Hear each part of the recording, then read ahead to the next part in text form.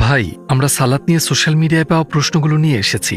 সেখানে বেশ কিছু কঠিন প্রশ্ন আছে এবং এমন কিছু প্রশ্ন আছে যেগুলো আমার মনে হয় আপনার ঘাম ছুটিয়ে দিতে পারে। আমার মনে হয় আমি আল্লাহর সামনে হাজির হবার যোগ্য নই। আমি হিজাব পড়ি না। আমি কিভাবে ইবাদত করতে পারি? আমি এত পাপের বোঝা নিয়ে কি করে আল্লাহর সামনে দাঁড়াবো? আমি আপনাকে কিছু সংক্ষিপ্ত প্রশ্ন করব, আমি সেগুলোর সংক্ষেপে উত্তর চাই। চলুন শুরু করি। ভাই, সালাতের সবচেয়ে কঠিন ব্যাপারটাই হচ্ছে সালাত এককালীন আদায় করার মতো কোনো ইবাদত নয়। এটি ইবাদতের একটি অনিঃশেষ অবিশ্রান্ত পথ, যেখানে আমাদের থেমে গেলে চলবে না। যেহেতু এটি এমন এক ধরনের ইবাদত যা প্রতি ঘন্টায় প্রতিদিন পালনীয়, অনেকের জন্যই এটা বেশ কঠিন। আপনার কি মনে হয়?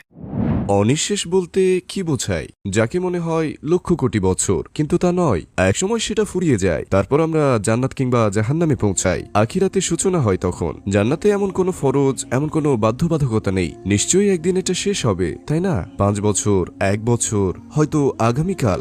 যখন আমরা একে অনন্ত আখিরাতের সাথে তুলনা করব, 30 বছরের সালাতাদের কষ্ট এর তুলনায় কিছুই না। আখিরাতে যে পুরস্কার আপনার জন্য অপেক্ষা করছে, তার তুলনায় এটা আঙুলের নখ দিয়ে ছোট্ট কিছুকে স্পর্শ করার মতো। পাশাপাশি আপনাকে এটাও ভাবতে হবে, যেমন ধরা যাক, এর কি কোনো নিশ্চয়তা আছে যে আপনি আগামীকাল বেঁচে থাকবেন?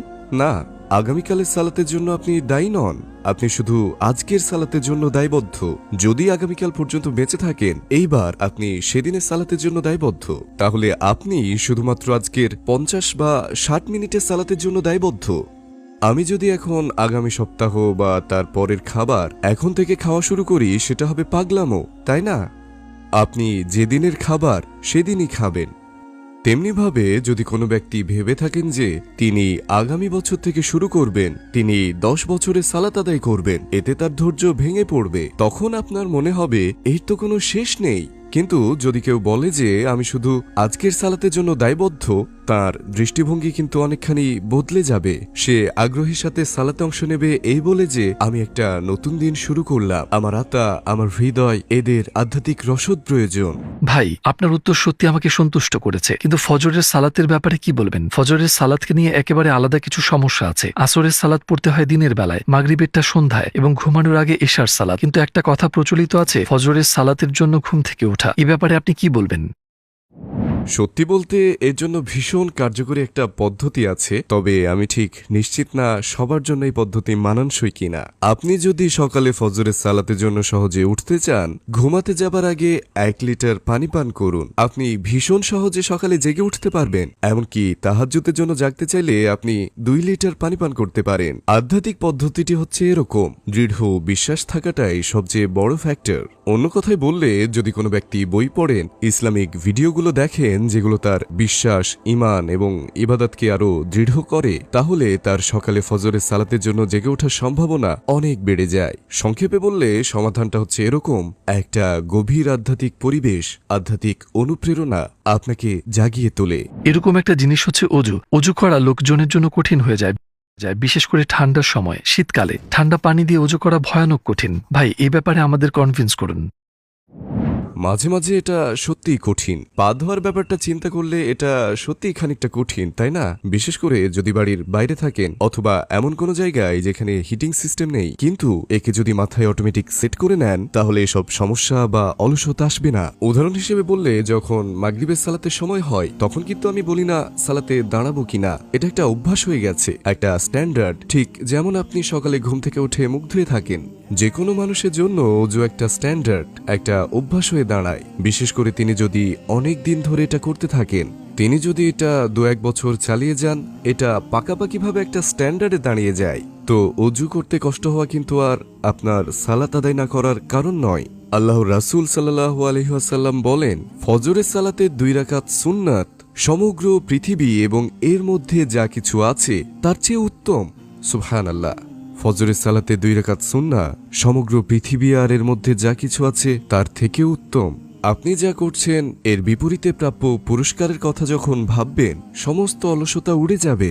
ধরুন আমি যদি আপনাকে বলি আমরা আগামী 40 দিন ধরে বডি বিল্ডিং করব, আপনি এমন একজন মানুষ যার বডি বিল্ডিং পছন্দ না, তো আপনি বললেন দুঃখিত ভাই, আমি আসলে এটা করতে চাই না। কিন্তু আমি যদি আপনাকে বলি 40 দিন আপনি এটা করেন, বিনিময়ে আপনাকে আমার ফেরারি দেব, তখন কি আপনি করবেন? অবশ্যই করবেন। কেন আপনি প্রথমে রাজি হননি? যখন আপনি পুরস্কারের কথা ভাবেন তখন মনে হয় ফেরারির বিনিময়ে 40 দিনের বডি বিল্ডিং খুবই অল্প মূল্যের। তাই আমি আপনাকে প্রশ্ন করতে চাই, প্রতিদিন 1 ঘন্টা ইবাদত করা বা অজু করার ক্ষেত্রে কি অলসতা করা উচিত, যেখানে আপনি অনন্তকালের ফেরারি পাচ্ছেন, অনন্ত জান্নাত? এই ধরনের চিন্তা ভাবনাও মনে আসে। আমি অনেক বড় পাপী, আমি এই জীবনে আল্লাহর কাছে অনেক গুনাহ করেছি, আর আপনি আমাকে বলছেন সালাত আদায় করতে। আমি কেবল গুনাহই করেছি, আমি আল্লাহর বিরুদ্ধাচরণ করেছি।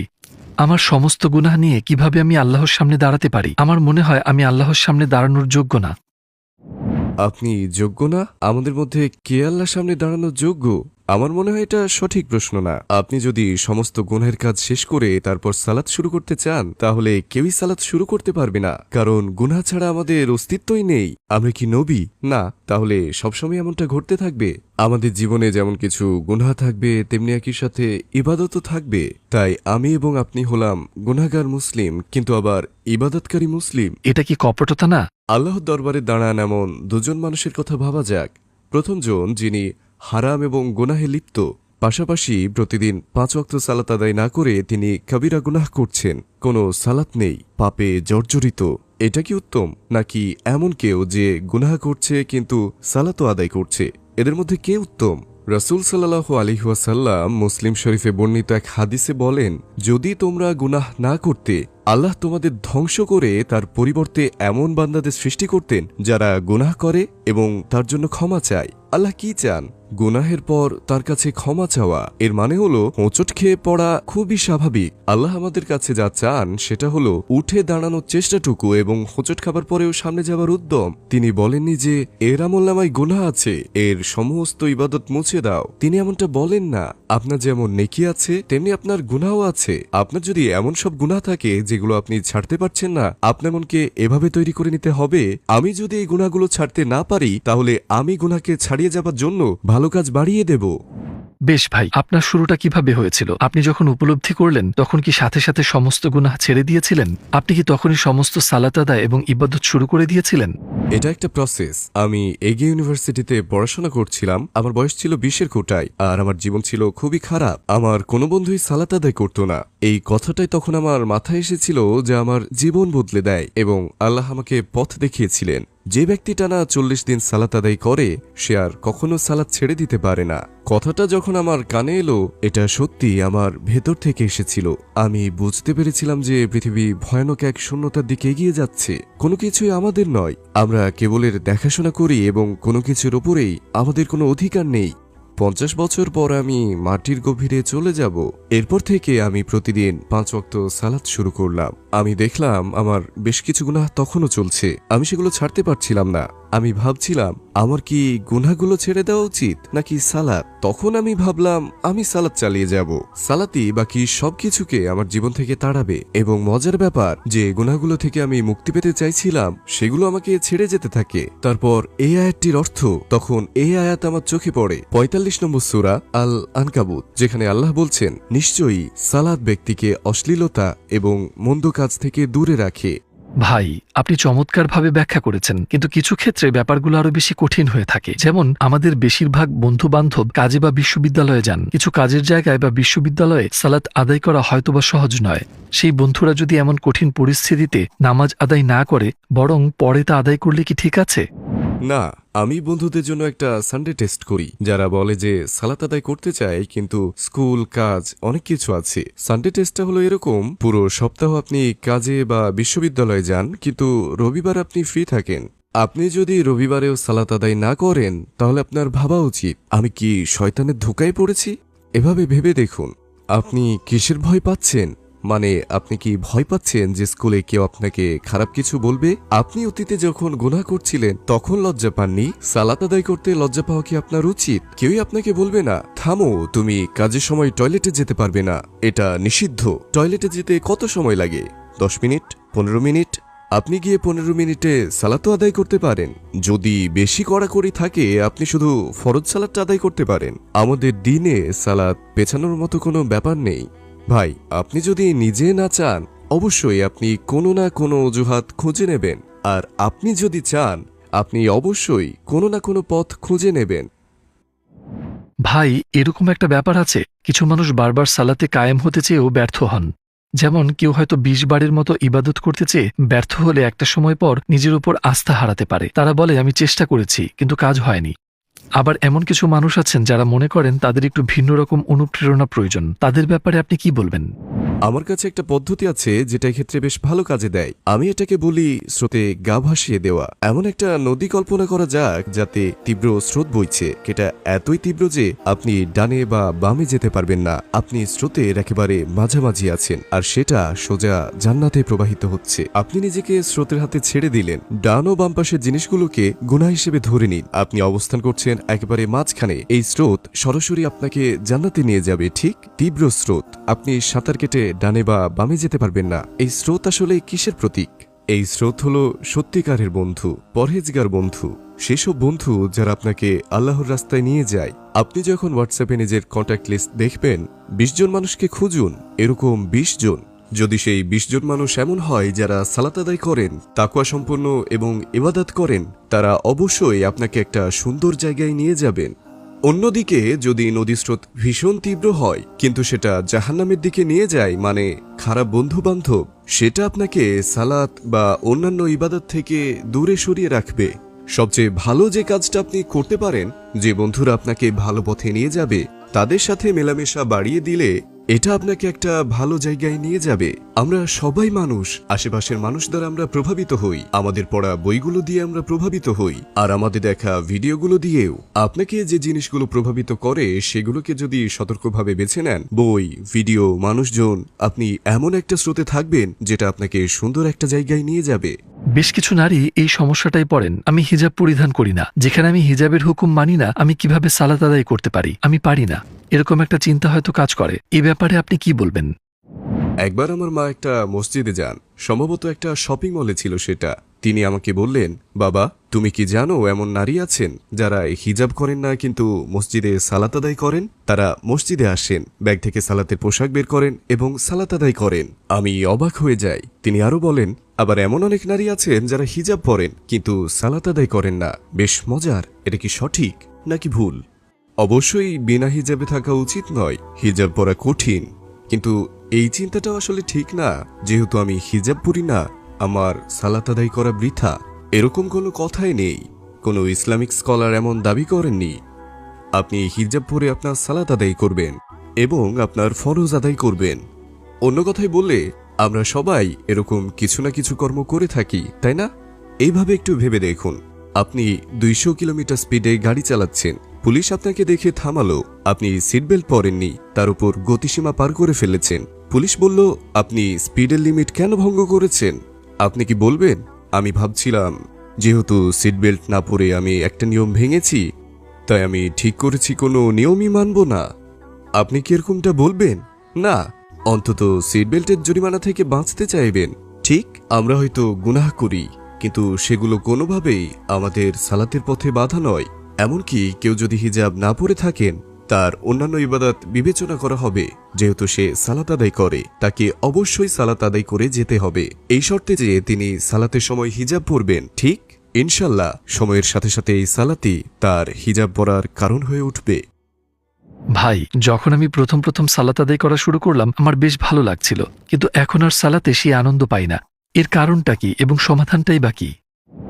হ্যাঁ, এমনটা সচরাচর হয় যে একজন সালাত আদায় করা শুরু করলেন, সালাত আদায় শুরু করার পর খুব দ্রুত একটা পরিবর্তন পরিষ্কারভাবে চোখে পড়ে, কারণ তার অন্তরাত্মা বেশ লম্বা সময় ধরেই ক্ষুধার্ত ছিল। জানেন তো, খাবার খাওয়ার সময় যখন আপনি ক্ষুধার্ত থাকেন অন্য সময়ের চেয়ে খাবার একটু বেশি মজা লাগে। এটা ঠিক সেরকম, যখন কোনো ব্যক্তি সালাতে অভ্যস্ত হয়ে যান তখন আর তিনি সেই প্রথমবারের মতো খিদেটা অনুভব করেন না। সেটা অনুভব করতে হলে তাকে যে কোনো তাৎপর্য বোঝার চেষ্টা করতে হবে, তাকে আল্লাহর রহমতের কথা ভাবতে হবে, তাকে আল্লাহর দরবারে হাজির হতে হবে যেন সে সেই পরিবেশ খুঁজে পায়। যখন কোনো ব্যক্তি সালাত আদায় করা শুরু করে, আল্লাহ তাকে প্রথম দিন এতটাই প্রশান্তি দান করেন যেন সে সালাত আদায় করা চালিয়ে যেতে পারে। আল্লাহ সেই ব্যক্তিকে উৎসাহিত করেন, কিন্তু কিছু সময় পর আল্লাহ তার বান্দার সেই আনন্দ সরিয়ে নিয়ে তার আন্তরিকতার পরীক্ষা নেন। সে কি আনন্দের জন্য ইবাদত করছে, নাকি সেই আনন্দ না থাকলেও বান্দা ইবাদত করে যাবে। একজন ব্যক্তি তার আন্তরিকতার পরিচয় দেন যখন সেই আনন্দ ছাড়াও তিনি ইবাদত চালিয়ে যান। এটা একটা উচ্চতর পর্যায়। অন্য কথায় বললে, আপনি সেই আনন্দ না পেলেও কোনো নিম্নতর পর্যায়ে নেমে যাবেন না, বরঞ্চ এতে বোঝা যায় যে আপনি কিছু একটা অর্জন করতে পারেন। অন্যথায় ক্রমাগত আনন্দের খোঁজ করে বেড়ানো আপনার ইবাদতকে একটা শর্তসাপেক্ষ আনুগত্যে পরিণত করবে। আপনি যদি ইবাদতে আনন্দ পান তবে ইবাদত করবেন, আর যদি না পান তবে করবেন না। আমরা কি এরকম কিছু বলতে পারি? অবশ্যই না। শুধুমাত্র আনন্দের জন্য ইবাদত ইবাদতের আন্তরিকতাকে কমিয়ে দেয়। আমাদের উচিত আল্লাহর জন্য ইবাদত করা। আনন্দ তো কেবল একটা বাড়তি পাওনা। সবশেষে ওমর রাদিয়াল্লাহু তাআলা আনহুর একটা বক্তব্য এখানে উল্লেখ করছি। একদিন এক ব্যক্তি ওমর রাদিয়াল্লাহু তাআলা আনহুকে বললেন, আমি তো সালাত আদায় করি না, কিন্তু তোমার আল্লাহ আমাকে কোনো শাস্তিই দেন না। ওমর রাদিয়াল্লাহু তাআলা আনহু উত্তর দিলেন, এর চেয়ে বড় শাস্তি আর কি হতে পারে? ভাই, শেষ প্রশ্ন, যারা এখনো পর্যন্ত মনস্থির করতে পারেনি তাদের উদ্দেশ্যে কি বলবেন? নিজের জীবনের দিকে তাকান। আপনি কেন এই পৃথিবীতে শ্বাস নিচ্ছেন? আপনি কেন বেঁচে আছেন? আপনার জীবনের উদ্দেশ্য কি? হাই স্কুল শেষ করলেন, ইউনিভার্সিটি থেকে স্নাতক হলেন, ঠিক আছে। তারপর আমি একটা ভালো চাকরি করব, ঠিক আছে। তারপর আমি অনেক টাকা উপার্জন করে ধনী হব, ঠিক আছে। তারপর এই সবগুলোই মাধ্যম। যেভাবে যাচ্ছেন আপনি, আমাকে পথের বর্ণনা দেবার প্রয়োজন নেই। আপনার গন্তব্য কি? এই সবকিছুই কি মানুষের লক্ষ্য? আপনি জানেন, চাকরির পরীক্ষায় এমন অনেক প্রশ্ন করা হয়, তারা জিজ্ঞেস করে 10 বছর পর আপনি নিজেকে কোথায় দেখতে চান। আমার মতে আপনার নিজেকে এই প্রশ্নটাই করা উচিত, 100 বছর পর আপনি নিজেকে কোথায় দেখতে চান। এই প্রশ্নটা বেশ গুরুতর। ভেবে দেখুন, 100 বছর পর আপনি কোথায় গিয়ে পৌঁছাবেন? উত্তরটা আমি দিচ্ছি। অবশ্যই তখন আপনার জায়গা হবে মাটির গভীরে, এর কোনো ব্যতিক্রম হবে না। আপনি কি একজন মুসলিম? হ্যাঁ, অবশ্যই। ধর্ম হিসেবে ইসলামের সবচেয়ে বড় নির্দেশনা কোনটি? ইবাদত, সালাত। কেন আপনি সেটা আদায় করেননি? আপনি দিনে 12 ঘন্টা কাজ করেছেন, আপনি একটা নির্দিষ্ট বেতন পেয়েছেন, আপনি বসকে খুশি করতে অনেক চেষ্টা করেছেন, আপনি সালাতের চাইতেও আরো অনেক কঠিন কাজগুলো করেছেন। কিসের জন্য? টাকার জন্য। আর অন্যদিকে আপনার রব আপনাকে অনন্ত জান্নাত দেবেন, একটা শাশ্বত অফুরন্ত জান্নাত। তিনি আপনার কাছে অসম্ভব কিছুই চাননি। তিনি শুধু চান আপনি দিনে 1 ঘন্টা সালাত আদায় করবেন, যেটা পুরো দিনের মাত্র 4%-এরও কম সময়। সালাত আদায় করতে গিয়ে আপনাকে কোনো কষ্ট সহ্য করতে হচ্ছে না, কাঁধে ভারী বোঝা বহন করতে হচ্ছে না। লোকে টাকা দিয়ে ধ্যান করে, মানসিক শান্তি আর আত্মার শান্তির পেছনে খরচ করে। সালাত আপনাকে মানসিক শান্তি দেয় এবং পার্থিব জীবনে প্রশান্তি দান করে। এটা আপনাকে এই দুনিয়ায় সুখী করে আর আখিরাতে অনন্ত জান্নাত পাবার চাবিকাঠি হয়ে উঠবে। এরপর যদি মনে হয় সালাত না আদায় করাটাই যুক্তিযুক্ত, সেটাই করুন। আপনি 12 ঘন্টা কাজ করে নির্দিষ্ট বেতন পাচ্ছেন, আর অন্যদিকে রয়েছে অনন্তকালের জান্নাত। কিন্তু আপনি বলছেন, এই অনন্ত জান্নাতের জন্য আমি প্রতিদিন 1 ঘন্টা সালাত আদায় করতে চাই না। এর কোনো মানেই হয় না। আজানে আহ্বান করা হয়, হাইয়া আলাস সালাহ। আল্লাহ বলছেন, সালাতের দিকে এসো, তিনি আমন্ত্রণ জানাচ্ছেন। কিন্তু আপনি বলছেন, আমি যাচ্ছি না। হে আল্লাহ, আমি হাজিরা দিচ্ছি না, আমি আপনার দরবারে হাজির হচ্ছি না। আপনি হয়তো কথাগুলো মুখে বলছেন না, কিন্তু সালাত আদায় না করে আপনি ঠিক এগুলোই বলছেন। আপনি কার্যত বলছেন, আমি আপনার মুখোমুখি হতে চাই না, আমার ইচ্ছা করছে না। আমি বেতন পেয়ে জীবনকে উপভোগ করতে গিয়ে বসের কাছে আমার হৃদয়কে বিক্রি করে দিতে পারি, কিন্তু আপনার মুখোমুখি হওয়া বা অনন্ত জান্নাতের ক্ষেত্রে আমি সেগুলোতে মোটেই আগ্রহী নই। আপনি এটা মুখে বলছেন না, কিন্তু সত্যিকার অর্থে আপনি এসবই বলছেন। আপনি বুকের উপর হাত রেখে আমাকে বলুন, এটা কি আপনার জন্য এতটাই কঠিন কাজ? আপনার চারপাশে যে মানুষগুলো সালাত আদায় করছে তাদের দেখুন, এসব করে তারা কি পস্তাচ্ছে? তাদের প্রশ্ন করুন। যদি তাদের একজনও বলে, গত 5 বছর ধরে সালাত আদায় করে আমি পস্তাচ্ছি, ঠিক আছে, তাহলে সালাত আদায় করবেন না। কিন্তু তারা সবাই আপনাকে এই কথাই বলবে, আলহামদুলিল্লাহ, সালাত আদায় শুরু করা আমার জীবনের সবচেয়ে শ্রেষ্ঠ সিদ্ধান্ত ছিল। আপনি এখনো কেন অপেক্ষা করছেন? সমস্ত কিন্তুতে আর সমস্ত যদিতে ফুল স্টপ দিন। আমি আমার স্কুল শেষ করব, এরপর আমি বিয়ে করব এবং সালাত আদায় করা শুরু করব। যখন আমি জীবনে থিত হব এবং সবকিছু স্বাভাবিক হয়ে আসবে, আমি তখন শুরু করব। আমি শুরু করতে চাই, কিন্তু আমার কাজ, আমার পরিবেশ এখন ঠিক অনুকূলে না। স্কুলের পরিবেশ একেবারে অনুকূলে না। ভাই, এসব অজুহাত ঝেড়ে ফেলুন, এগুলো পায়ের নিচে পিষে ফেলুন। এরপর সেগুলো সেগুলো ছুঁড়ে ফেলে দিন। এইসব অজুহাত আসছে শয়তানের কাছ থেকে, সেগুলো ভুলে যান। আপনার হাত দুটো তুলুন আর বলুন আল্লাহু আকবার। সমস্ত দুনিয়াকে আপনার পেছনে ফেলে আসুন, বলুন আল্লাহু আকবার। বলুন, হে আমার রব, আমি আপনার মুখোমুখি হয়েছি, আমি তওবা করতে এসেছি, আমি আপনার কাছে এসেছি আমার রব। আপনার হাত দুটো একসাথে দৃঢ়ভাবে পেটের উপর রাখুন, আপনি জায়নামাজ বিছিয়ে দিন, আপনি কিছুই হারাবেন না, আপনি লাভ করবেন অনন্ত জান্নাত ইনশাল্লাহ। আল্লাহ যা হুকুম করেন তা হয়ে যায়। আল্লাহর সাথে দর কষাকষি কি সম্ভব? আপনি কি বুঝতে পারছেন না যে এটা ইবলিশের, শয়তানের চাল? কবরস্থানের দিকে তাকান, কবরস্থানগুলো মানুষে পরিপূর্ণ। এমন সব মানুষে পূর্ণ যারা বিলম্ব করেছিল, এমন সব মানুষে পূর্ণ যারা বলেছিল কসম করে বলছি যখন আমার জীবন স্বাভাবিক হবে আমি সালাত শুরু করব, আমার পরিবেশ অনুকূলে নয় তাই আমি পরে সালাত আদায় করব। আমি পরে করব বলাটা সবচেয়ে বড় বোকামি। কবরগুলো এমন সব হাজারো লক্ষ মানুষে ভরে আছে যারা এখন অনুতাপ করছে। সালাতকে পিছিয়ে দেওয়ার জন্য মানুষ আযাব ভোগ করছে। বলুন বিসমিল্লাহ, আপনার জায়নামাজ বিছিয়ে বলুন আমার রব, আমি আপনার কাছে এসেছি সমস্ত কিন্তু যদির অবসান ঘটিয়ে। এখন কেবল আপনি আর আমি।